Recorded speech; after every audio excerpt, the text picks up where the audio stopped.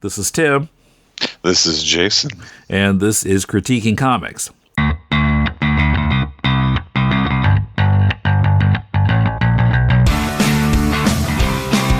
Welcome to Critiquing Comics. This is Tim in Tokyo with Jason in Portland. How you doing? Delightful. Okay, that's good. No notes, just delightful. So, yeah, Jason in Portland, and actually, by coincidence, our comic also takes place in Portland. It was very familiar to me. Yeah? It was like my daily life had been put into a comic book. But the creator is, well, I don't know if he's in Finland. He's from Finland, is what he said in his message. He wrote, "I'm Tatu Heikkinen." I'm sorry if I'm butchering that. A fledgling comic book artist and writer from Finland. I've listened to your podcast for a while now and really enjoy your in-depth takes on comic books. Thank you. A couple of months ago, I released the first issue of a horror/noir comic book series called Scion of Night. I'm looking to get some reviews for this comic and was wondering if you'd be interested in deconstructing it. So, I think it's Tatu Heikkinen. Heikkinen. That's a great name. Tatu Heikkinen. That's you could only, if that's your name, you could only do horror comics. Musician, he has to be heavy metal. Yeah, it's you are not doing a love story. You're not doing some sort of Jane Austen thing. Right. So, but I mean, seriously, did you recognize Portland in this? No, not at all. This could be anywhere. They call it out in the script that it's Portland, but it's just generic city. Has a mountain. I know it's not really Portland because they were able to actually get a seat at a coffee shop. What mountain is that near Portland? There's Mount Hood. Mount Hood's nearby. Mount Hood, okay. Yeah. So, yeah, this guy seems to have, well, we could debate this. Are you giving the plot of the comic now? Yeah. The title, right? The title is Scion of Night. Scion of Night. The City of Roses is chapter, which is Portland. 1. Yeah. Portland is the City of Roses. Scion of Night. It's got a cool little logo. And it says it's in the corner, it's published by Savio Carillion Productions SKP, and then beneath that it says Perkel Comics. It's like watching a movie and they have like all those subtitles or all those like studios. It's like Legendary Studios in association with Universal. I think clearly there's a thriving comic scene. Yeah, there's a conglomerate here we just never heard of. Yeah. So the plot of the book, in the beginning, we do see Portland, and there is a gentleman who appears to be dead in an alley, and a street person comes along, checks on him. The person comes to life as a creature of the night. I'm not sure if it's a zombie. I was thinking vampire, although I don't know that vampires necessarily have blue skin, but I think this might be an original creation, is my take on it, because later on he's walking around during the day, and every iteration of vampires that I know of, sunlight is the enemy. Right. That's the trade-off to being immortal, is that you have to you lose things. You lose your soul. You lose your identity in the sun. The eyes of God cannot see you. So he wakes up, he attacks somebody, and he wakes up, he returns to normal, which is the behavior of a vampire, right? You're hungry, you want to feed, you get some blood, and your hunger dials down. But he returns back to some sort of human form. What's really interesting, I think, is that whatever this monstrous transformation is, it also causes amnesia. Because really casually, he's like, hey, where am I? Who am I? And he gets a phone call from somebody, and then he goes to a coffee shop and casually explains to his partner, this purple-haired young lady, that he's got amnesia, and he doesn't know who she is. Yeah, I don't know who you are. Can you tell me where I live? It's all like a real annoyance. I got this amnesia. I don't know who I am. I don't know who you are or anything. It's so funny. I got such a dry response to it. And then there's a mystery of who he is and what's going on with him and his house. The author here does something that I really, really appreciated, in that this person doesn't know who they are. They go to their house. They're not seeing any food. They see some medication. And then they find a journal. And I think, oh, no. This comic book is going to be about me reading a journal alongside a character, or worse, me watching a character read a book, which is like a momentum killer in any medium. Sidebar, they always talk about like release the Schumacher cut of Batman for Forever. That footage is out there. Don't release the Schumacher cut, because all it is Val Kilmer in a cave reading a diary. It's so awful. But here, there's 2 panels of him reading a book. We don't know what he's reading, and then he closes it. I was oh, thank God. He says, this is more stressful than I thought. And then he just resumes looking through the apartment. Yeah, I'm like, actually, it's less stressful than I thought. I was like, oh, thank God we're not reading a journal. Because I work with students, and they will always do that. Now, then we'll just transfer to the journal pages. And I was like, dear God, no. Well, yeah, I mean, nobody likes reading a comic and suddenly you got pages full of text. Or worse, you're watching somebody else read it. It's like when you're in a movie and you're watching someone else watch a movie, you're like, this is not how this is supposed to work. So the story sort of ends the way it begins, kind of. He attacks another person, and then we switch to northern Fennoscandia. I'll be honest, I don't know where that is, because it's not covered in my education. And there seems to be some sort of witchcraft or some sort of larger Machiavellian forces at hand. The world is getting bigger, and these evil forces are being called to Portland, the City of Roses, based on what this main character has done or not done. And that's it. It's a first issue to be continued. I'm always really, I don't know if I like it or if I think it's setting yourself up to fail. If you're an indie comic creator, that you create a multi-volume epic to start. And I say that because I did the same thing. And you don't know that you're gambling that you'll have the cachet to pull it off and to finish this storyline. Whereas I always tell the kids, and everyone's welcome to ignore me, but in my experience, you're more likely to finish a self-contained, like 48-page one-shot, and you will learn a lot from doing that. You will make mistakes, and then you can apply that to larger and more ambitious projects. But we just didn't say this could be a hit. I'm not sure. But I think we read these longer epics like Why the Last Man or Preacher, and we think, I want to do that. And that's really like the gold, like the gold ring in comics. Can you have an ongoing epic? I've been doing this 20 years. I've never had an ongoing epic. Which isn't to say, no one else couldn't. Don't know how many issues he's got planned for this. I mean, I could imagine it finishing off in 4 issues or something. But yeah, okay. Even that, I think, is that's very achievable, right? 4 issues would be about 100 pages. It seems that there's at the pace that this is going, it seems like it's a larger thing.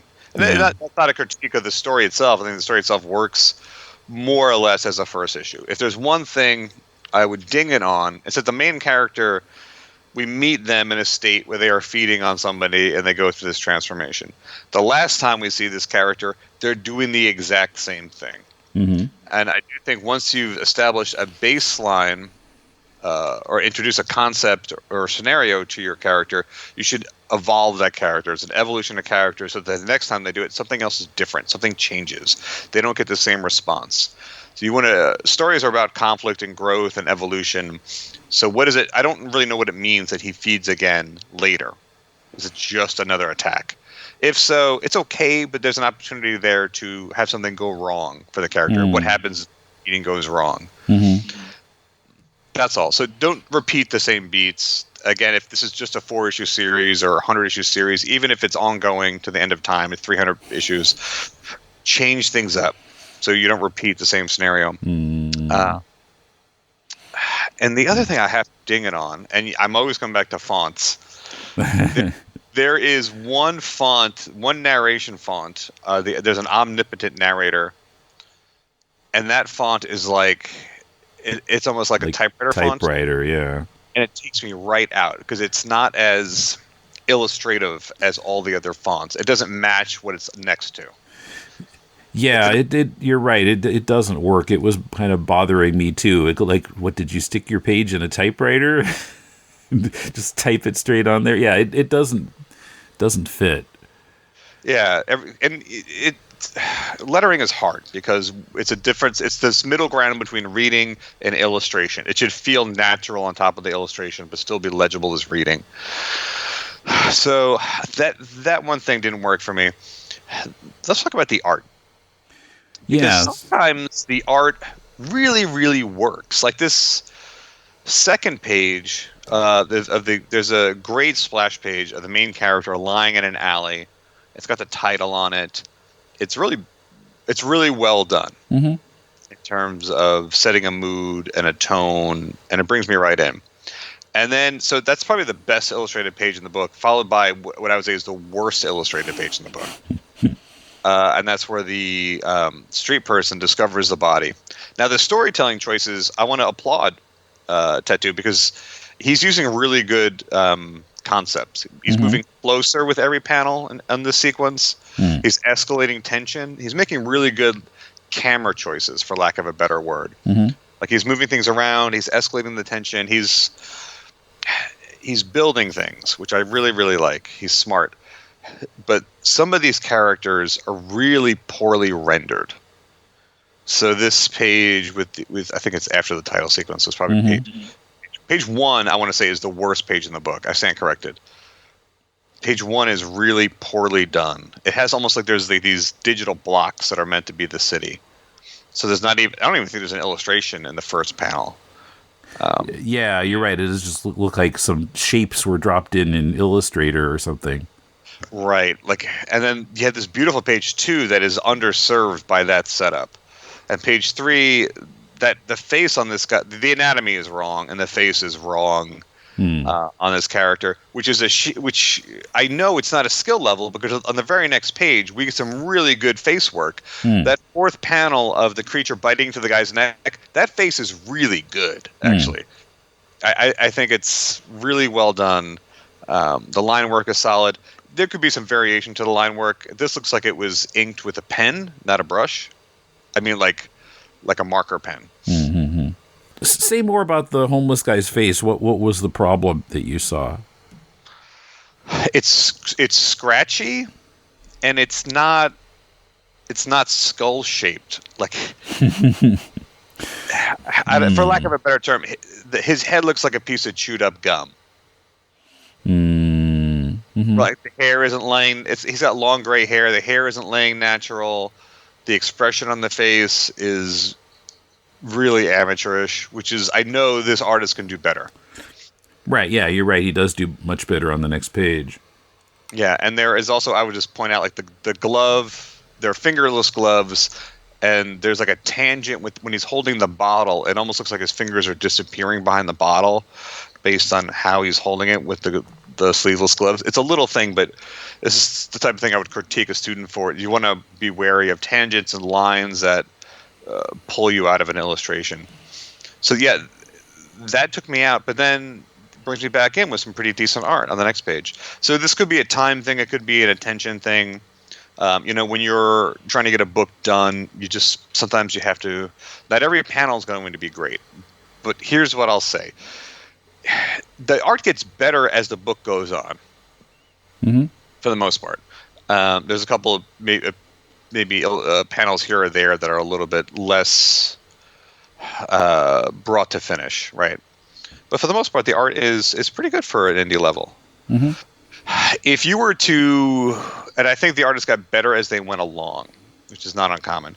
So for anyone who's listening, who's thinking about doing a comic book, I have one really easy trick that will help you avoid this problem of having your weakest page be number 1. And that is, if you have a script and you know what you're doing, and you have a plan for what you're doing on every page, start on page 10. Start on page 15.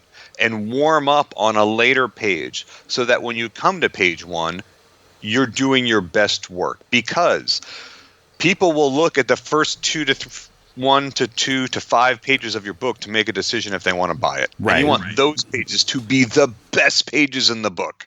Yeah, they'll judge the book by maybe the cover, but page 1. Yeah, and if you ever, if you're featured on a website or if you're ever in previews, if there's ever a solicitation for your book, they always use the first 5 pages. Yeah. Always. Comicsology. Yeah, that's always it. So you want those pages. You have to show your main character and show what the conflict is by page 5. So if I saw this very first page, this very first panel, I would probably stop reading and go, "Oh, this is all clip art or studio art, or what was MS Paint?" That's what I would think. Yeah. I would think this person can't draw it. You know who this reminds me of art-wise in some of these panels? Brian Michael Bendis. Okay. If you remember, he used to illustrate his own comic books in the 90s, and he'll say he was like, "Oh, I was a shit illustrator," but he just showed what a good writer he was.